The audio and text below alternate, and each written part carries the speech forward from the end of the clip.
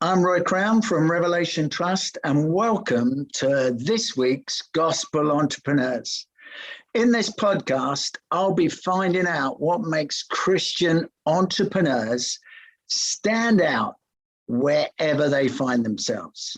Today, I'm joined by a great friend, Steve G., a vineyard pastor based out of Central Vineyard. He's an amazing guy, a great friend. We work together, some great stories. So sit back and listen to my conversation with Steve G.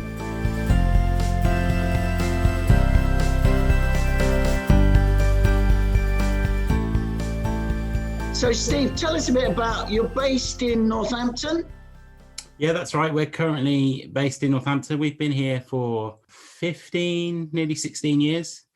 And so we moved here with the intention of planting a church. And when I say we, it was me and my wife, no team. And so we literally rocked up here, settled into life here.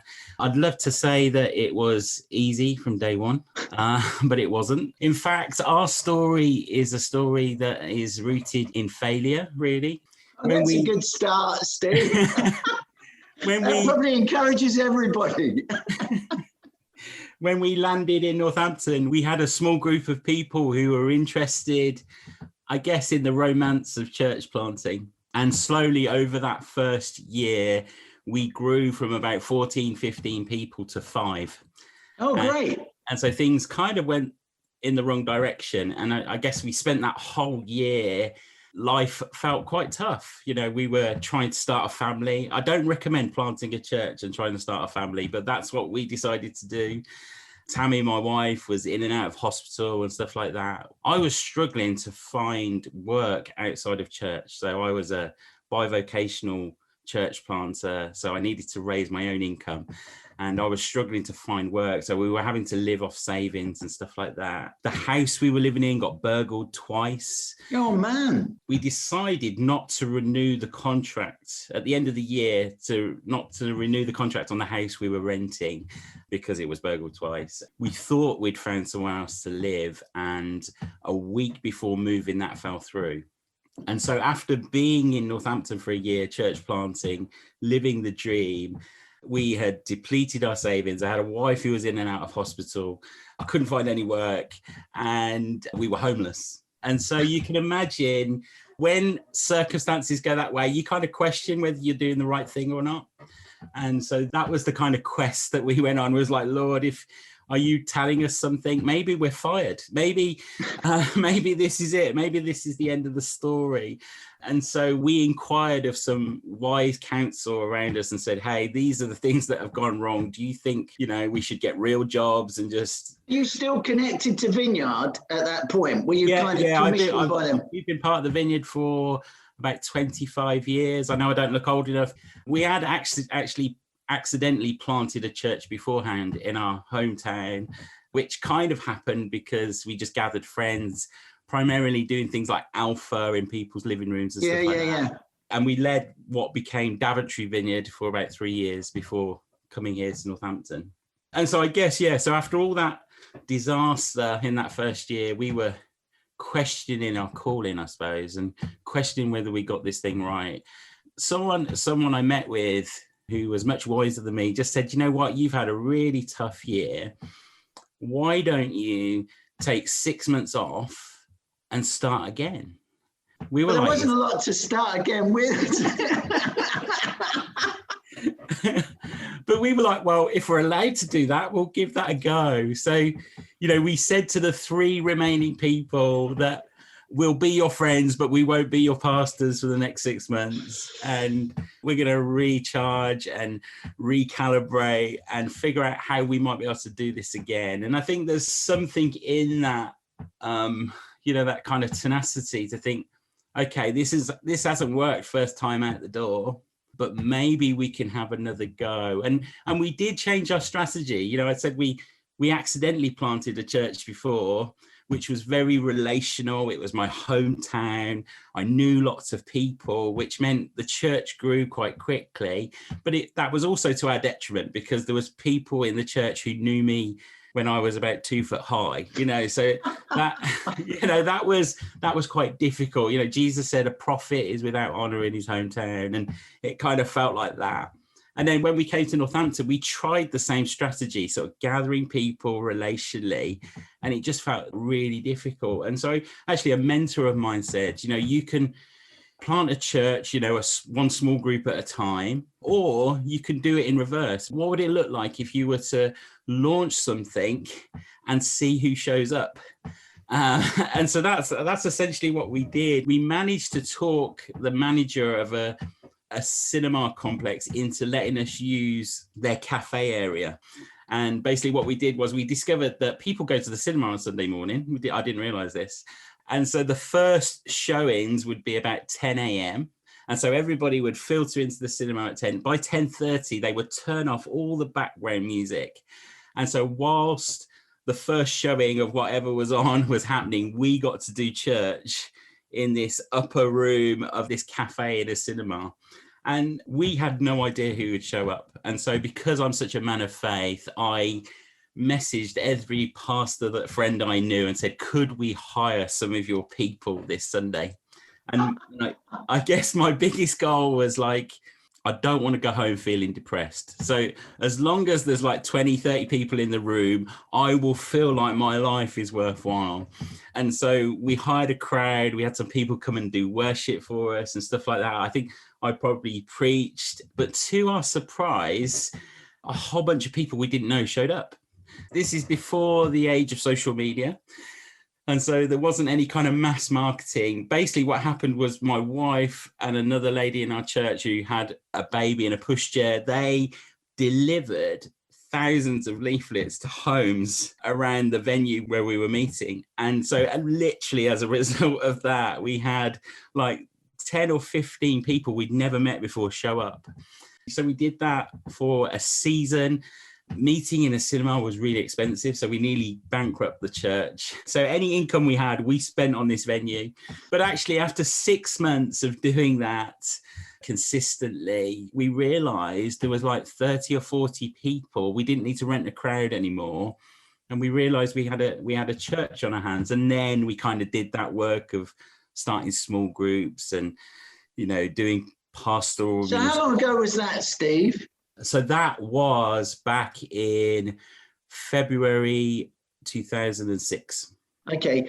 And would you have said, obviously living with failure, some might be listening to this and just quit, throw in the towel kind of. What was the spark that said, let's have another go? Was it the person alongside you? Was it just your spirit entrepreneurially to say, it's not over, we'll have another go? Or what was it? Yeah, I think it was a mix of all of those things. I've had a sense of calling as a church planter really since I was a teenager. I remember coming across a set of teaching tapes by John Wimber, who's the founder of the Vineyard family of churches. And he did a set of teaching tapes, that's how old it is, on God's heart for expansion. And basically it was his primer on church planting. And I remember listening to those tapes as a 16, 17-year-old, not fully understanding everything he talked about, but knowing that was what I was going to do for the rest of my life. That was the thing that God had called me to do. And so I think there was that drive. I guess I was in my 20s, and so not wanting to be seen as a failure meant I need to give this another go. I need to try again. And I also remember John Mumford, who used to oversee the vineyard here in the UK and Ireland. I remember him telling a story of how some of the big corporations would often send out people for different startups, and maybe they would do 3 or 4 at the same time, and 3 of them would fail. And it wasn't a case of those people were, left on the rubbish heap. They come back to base, they assessed why it went wrong, and they went again. I think that was kind of one of our drivers, like, okay, we didn't get this quite right the first time. We didn't kind of contextualize where we were enough to fully understand what would be the best strategy. And so I think it was a whole mix of those things. Big word that, Steve, contextualize. Now, what size are you now, Steve? So a few years on, a few more failures down the road. Where are you now? Pre-COVID, we had grown to around 600 adults and children across 4 locations. I always say it's been slow and steady, and it probably was for the first sort of 8 years. You know, it's slow and steady, adding people, 1s and 2s, and seeing people come saved. We've always been like maybe a third of our church are people who are already here based in Northampton. Another third would have been people who are new to faith or perhaps re-exploring faith. And another third would be those new to the community. And so that's always been the kind of growth in the life of the church. I guess back in 2017, we really just felt like the Lord speak to us about multiplication. And so what would it mean for us to be a church that multiplies? And back then, it was just a case of, on a Sunday morning, we were running out of space. We took a bit of a step of faith and we said, okay, we're going to multiply our services. We're going to do 2 services back to back. They're going to be identical. And we said to the church, just choose one. And so we did that. And really what happened in the space of a year was we went from 1 overflowing service to 2 overflowing services. Wow. On a Sunday. And we realized that we need to keep multiplying. And so so what's the secret, Steve? What were you doing that others weren't? Because you're also quite entrepreneurial. You do a lot in the community. You have a strong community involvement. You've been quite innovative in some of the things you've done. Do you think, well, give us one of those that you've done, Steve. Yeah. People understand the Vineyard family of churches for different reasons, whether it's worship, whether it's healing, all of those things that people like John Wimber brought to the table. But I guess another element of the Vineyard is compassion. You know, we often talk about the 2 legs of the Vineyard is worship and compassion. John Wimber famously said, if you're not going to serve the poor, then you can't put the name Vineyard above the door. Wow. And so really from the outset of our church community, we've always been a church that sought to serve the poor and the marginalized in our community. I remember way back in the early days, probably pre-failure, when we had a small number of people meeting in living rooms, we were contacted by a single mom in our community. She said, I'm not sure if you can help me. She said, I've got nothing. The council have put me in this house. There's no carpets. There's no curtains. You know, my kids are sleeping on mattresses on the floor. And she said, but a friend of mine told me to see if there was a Vineyard church because they would help. I remember sharing that with this group of people and said, we've got a reputation to live up to. And so we met with this mum and we said, what would be the best thing we could do to serve you? And she said, I'd love a washing machine. And so this small group of people kind of clubbed together, bought a washing machine, plumbed it in. I think some people went and helped make over a garden and stuff like that. And did this lady fall to her knees and surrender her life to Jesus? No. But she did help set something in our DNA that said, actually, we're going to be a church for the poor and marginalized. And I guess from that, things have just escalated. And so we launched a food bank before food banks were a thing. And all we did was we collected food at the back of church on a Sunday, and someone in church would interact with different agencies and say, if you know anybody in need who would benefit from this, then we would love to help. And that's basically how we did it.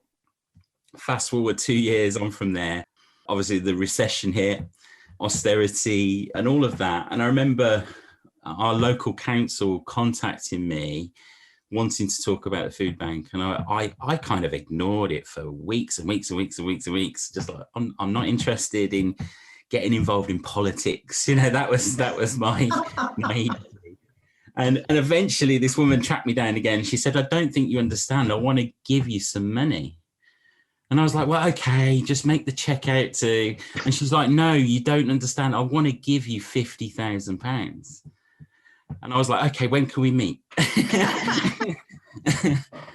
And I guess that was the catalyst. It was quite funny to think that all that our compassion ministry has become was a seed money from the local authority. But that kind of took on a whole life of its own. So we do a whole bunch of things. Food bank, we do something called Grow Baby, which is clothing for babies and stuff like that, where we've actually got what we call the Grow Baby Boutique, where all the clothes are sorted onto rails. We've created like a shop atmosphere where parents have the dignity of coming and choosing items for their child, all free of charge. We do a whole bunch of things around mentoring some of the people who are coming through our different services.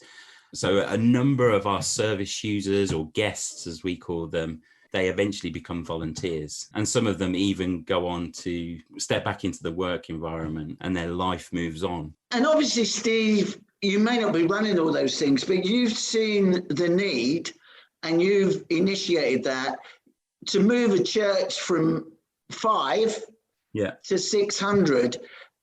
You've obviously made some big transitions, some big life-changing decisional moments that as an entrepreneur, as someone that, hey, you had a calling on your life as a teenager, but you've also, a number can't transition from 100 to 200. You've kind of initiated stuff. What's the secret, Steve? Because it doesn't look like you're failing too much at the moment. If only you knew the inner workings of my mind. Just to cap off your previous question, I think one of the things the Lord said to us was if we took care of the poor, he would take care of the church. And so I think an element of what we've experienced, particularly in the last 4 or 5 years, has been, some of it is the sovereignty of God. Yeah. And some of it has been that we've sown lots of seed in one place, but we may have reaped in other places. And so there's definitely been a correlation between us sowing seed with the poor and marginalized in our community. Not necessarily seeing all of those people come to faith, although we have seen that journey. But the flip side of that is that we've reaped in other places. You know, I guess the other thing for me is that I think when our church was about 200, and they often talk about, don't they, that churches get stuck at that 200 barrier. I'm not sure I'd like to think of it as a barrier, but churches get stuck there. And I think the key to getting over some of those barriers is leadership and the way you shape your leadership. I think we realize that, well, I've always attempted to surround myself with people who are better than me. It makes me look good, if nothing else. You know, it's just like, but, you know, like, you know, for example, our compassion ministry, it's gone way beyond anything that I would have ever done, simply because we've put the right people with the right giftings in place. And I guess that's been true of the church as well. We've had to reposition ourselves as leaders constantly as this thing has grown. I guess the flip side of that is, you know, there was a season where we woke up every Sunday and the reality was we'd never led a church this size before, you know, and then, there's a whole bunch of more new people coming. And so there's been that constant need to evolve and shift our leadership. I guess that isn't a case of us, we're going to the lofty heights of superiority and we're removing ourselves from the people, but it is about being more strategic with the relationships that you have. And so I guess for us, that big transition was we spent a lot of time at the front door with new people, and we spent a lot of time with developing leaders. Those were the two key areas that we spent much of our time. And even your own personal development, Steve, because the way you lead a church of 600 is very different to leading 15 or 100. So you obviously had to rethink what you did and how you did it in that context as well. Yeah, and some people can't transition there either. They struggle with that, don't they, Steve? Yeah, absolutely. I think, you know, particularly if you're, you know, when you think about the fivefold ministry, if you're leaning towards pastor teacher, then actually 50, 100 people will keep a pastor teacher busy for the rest of his life. And so there is that constant choice of almost stepping back rather than, you know, stepping up the triangle. You're constantly doing yourself out of a job, constantly thinking about who can I raise up to do this? You know, we've always said if they can do it like 60, 70% as well as we can, it's their job to do. Steve, obviously your journey, amazing where you are. If somebody's listening to this and thinking, so what kind of church leader should we be recruiting? Should they be entrepreneurial? Would you have called yourself an entrepreneur, or would you just say, well, I've got a calling on my life? But you've clearly been very entrepreneurial in taking on a cinema. That was a bit of a step. Now you've got a facility, you've got building, you've got staff, you've got a massive budget, you've got a vast. How do we recruit the next Steve G so that we get the best out of that entrepreneurial leadership to plant church? That's a good question, because we are actually in that process at the moment. So my wife and I are going to be handing over the leadership of the church next summer, and we're going to be planting a new church again, which sounds crazy because I'm in my 40s. What would it look like? What would that look like? I think in church planting circles or in churches like ours, we can wait around for that couple or that individual to suddenly have this encounter with God that says, you know, you are going to be the next church planter or the next leader of this ministry or the next pioneer of this thing. And we can have this mentality that if we just wait around long enough, those people will appear. And I suddenly had this realization a few years ago now that actually one of my roles is to help make those people. And so we can't just wait around for them. If we wait around for those people to appear, we won't get the task done. It's a case of learning to identify. Yeah, you've got to see something in them. Yeah, learning to identify who those people are, you know, and there are some really simple things we can do to identify people who have that kind of pioneering spirit, you know, and I often think it's the ones that show up early and go home late. You know, it's the ones who want to read the things that you're reading, the ones who ask the awkward questions, the ones that might irritate you a little bit, you know, because they're kind of pushing the boundaries in some ways. And so it's learning that skill of identifying and then putting some consistent training around people. I think one of the things that we want to do in this next season is figure out some intentional ways that we can train future church planters, but not just church planters, pioneering leaders, people who want to make things happen and bring new things to life, you know. And so we're just working through what would that look like for us to have a intentional process that we can help people journey through so they can step into their calling. And we really feel that's part of the next chapter for us. And then you've got to release them. You know, you've got to give them the opportunities. To fail or to succeed. Absolutely. We have a saying in the vineyard is don't trust the leader without a limp. You know, someone who's got it all together with no brokenness in their story are a recipe for danger. Yeah, that's a bit like the Titanic, isn't it? That kind of scenario. He'd never. Yeah. Anyway, but so Steve, we're almost coming into land. It's been great to listen to your story. Obviously, you're in another transition, but just anyone listening to this that kind of, they may not identify, they may not think, what would you say to them to say, you might have it in you? Maybe as a teenager, you had a thought, or what's the next steps for them? They may not be connected to Vineyard, or they could be in Anglican, they could be in any church network. What should they do with that?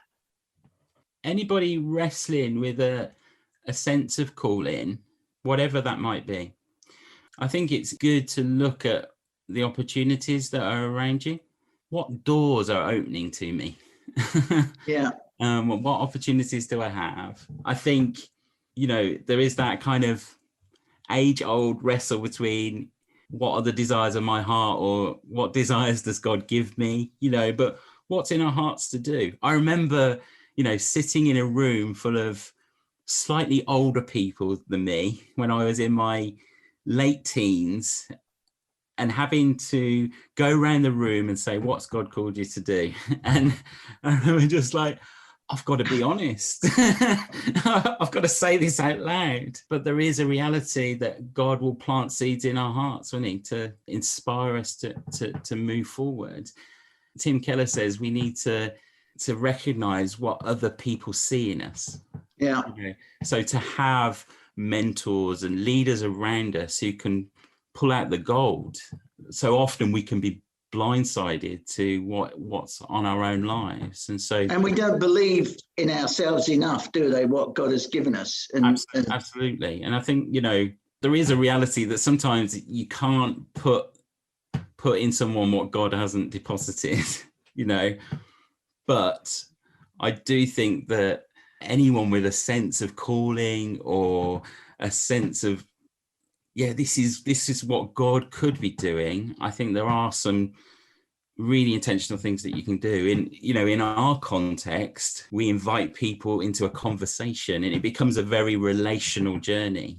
So we don't make any promises or guarantees, but we say, well, let's relationally walk through this together. And then we have some ways of trying to help people discover what calling might look like. Yeah, because in the end, you've got that internal battle in your head as well. Am I any good at this? Is this actually... And you need a friend, someone alongside that believes in you and Absolutely. Believes God in you, that will actually say, no, keep going. I think you've got something. I think God's in you, with you, and this is the calling. Yeah. Steve, what a story. What a story. 15 down to 5 or 4, was it? And now you're at 600 and ministry all over the place. Well done. Amazing. And now you're letting it all go, laying it down and starting again. Entrepreneur is just written all over you. You're either crazy or God's in it, which is a great way to live. Yeah, probably crazy. And probably God might be in it as well. Who knows? Thanks, Steve, for joining me today. I found it amazing that Steve had the call of God to plant churches as a teenager. Maybe you're listening to this or you know someone that's a teenager and they've got a call on their life or an anointing. Wasn't it amazing that Steve, in his first year, declined and it didn't work, but the resilience, the going again, has caused him to do some amazing work. Thanks, Steve. I'll be back next Tuesday with another guest. But until then, you can hear all previous episodes on the UCB Player app or wherever you get your podcasts. If you've enjoyed Gospel Entrepreneurs, we would also love for you to leave a review. If you can, that would be great. Thanks for listening. It's been great to be with you. Gospel Entrepreneurs is a UCB podcast in partnership with Revelation Trust. That's revelationtrust.org.